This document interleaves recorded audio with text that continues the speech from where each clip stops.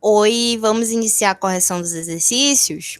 Abram o livro que a gente já vai começar. Módulo 1, capítulo 1, página 14. Questão 1. Quem são os personagens dessa lenda?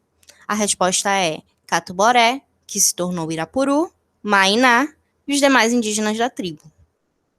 Qual desses é personagem principal? Justifique sua resposta. A resposta é Catu-Boré, Irapuru, pois os acontecimentos da história se desenvolvem em torno dele, além de ser o personagem que dá título ao texto. Questão 2. Responda as questões a seguir acerca do narrador dessa lenda. Assinale a alternativa que apresenta o tipo de narrador da lenda. Nós temos duas opções: narrador personagem e narrador observador. Ao lado eu coloquei uma caixinha contendo a explicação do que é um narrador personagem e o que é um narrador observador. O narrador personagem é em primeira pessoa e ele participa da história. O narrador observador é em terceira pessoa e ele apenas narra o que vê. Então, a nossa resposta correta é narrador observador. Copie um trecho que justifique sua resposta à questão anterior.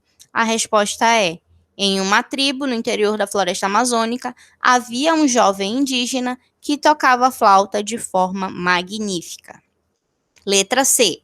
Por que nas lendas é comum o emprego desse tipo de narrador? Porque o narrador das lendas representa a voz do povo, que conta essas histórias ao longo das gerações. Questão 3. Onde se passa a história narrada? A resposta é em uma tribo no interior da floresta amazônica.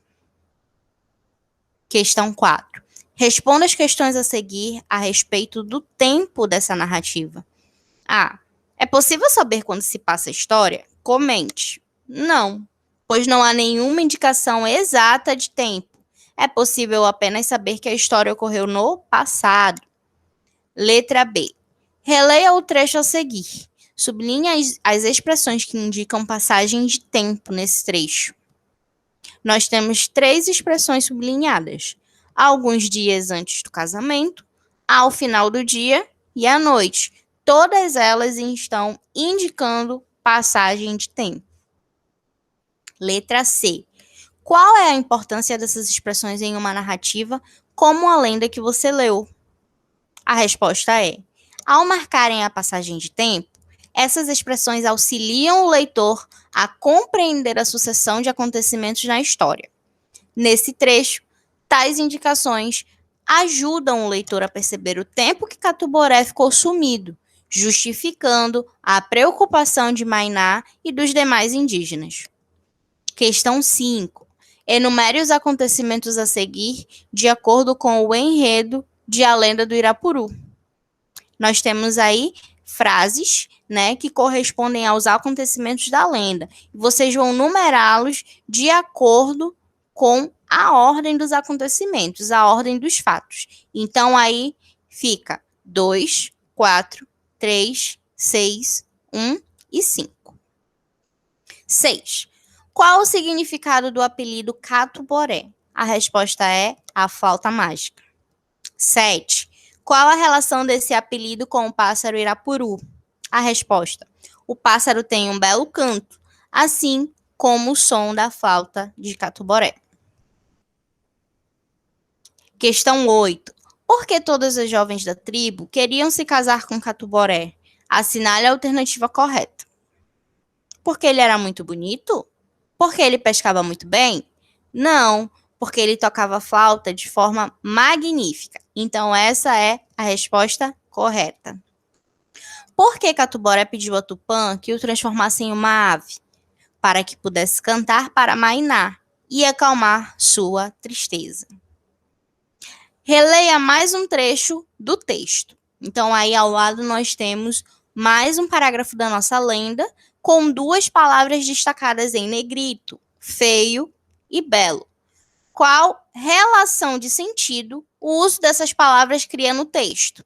A nossa resposta é antonímia, porque feio e belo são antônimos. Letra B. Que efeito de sentido o uso dessas palavras cria no texto? Ao contrapor uma característica positiva do pássaro a uma negativa, valoriza-se o canto do Irapuru. Questão 11. O texto que você leu mistura fatos reais com acontecimentos imaginários. Com base na narrativa, como isso acontece? Os fatos reais são a existência da floresta amazônica e do pássaro Irapuru, conhecido por seu belo canto. Os acontecimentos imaginários são a explicação da origem do pássaro. Após sua morte, o indígena Catuboré foi transformado por Tupã no Irapuru para cantar e acalmar a tristeza de Mainá. 12. As lendas são transmitidas oralmente ao longo das gerações. Em sua opinião, por que esses textos devem ser registrados por escrito? Então, aí nós temos uma questão de resposta pessoal. Essa foi a nossa aulinha de hoje. Eu espero que vocês tenham gostado. Corrijam as respostas e até a próxima aula.